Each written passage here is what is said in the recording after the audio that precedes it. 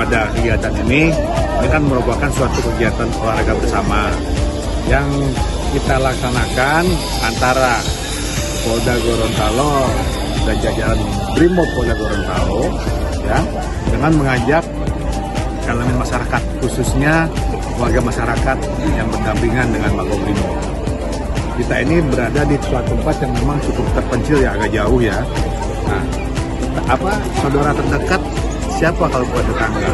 Nah, dalam rangka memupuk dan menjaga harmonisasi dengan tetangga, dengan masyarakat, antara polda masyarakat, nah, kami canangkan untuk melakukan kegiatan ini dan insya Allah akan dilaksanakan secara rutin berkesinambungan dalam rangka menjaga tali silaturahmi.